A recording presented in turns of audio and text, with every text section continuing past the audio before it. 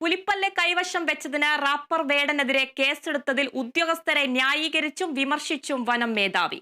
നടപടിക്രമങ്ങൾ പാലിച്ചാണ് വേടനെതിരെ കേസ് എടുത്തത്. എന്നാൽ മാധ്യമങ്ങളോട് പ്രതികരിച്ചതിൽ ഉദ്യോഗസ്ഥർക്ക് തെറ്റുപറ്റിയെന്നും വനം മേധാവി സർക്കാരിന് നൽകിയ റിപ്പോർട്ടിൽ പറയുന്നു. വനംവകുപ്പ് ഉദ്യോഗസ്ഥരെ ന്യായീകരിച്ചും വിമർശിച്ചും കൊണ്ടുള്ള റിപ്പോർട്ടാണ് വനം മേധാവി വനംവകുപ്പ് അഡീഷണൽ ചീഫ് സെക്രട്ടറിക്ക് കൈമാറിയിരിക്കുന്നത്. റാപ്പർ വേടനെതിരെ പുലിപ്പല്ല് സംബന്ധിച്ച് കേസെടുത്തതിൽ തെറ്റില്ലെന്നും കേസെടുത്തത് നടപടിക്രമങ്ങൾ കൃത്യമായി പാലിച്ചുകൊണ്ടാണെന്നും റിപ്പോർട്ടിൽ പറയുന്നു. വനം വന്യജീവി സംരക്ഷണ നിയമപ്രകാരം പരാതി ലഭിച്ചാൽ പ്രാഥമിക പരിശോധനകൾക്ക് മുൻപ് കേസെടുക്കുന്നതും കൂടുതൽ അന്വേഷണം നടത്തുന്നതും നടപടിക്രമത്തിന്റെ ഭാഗമാണ്.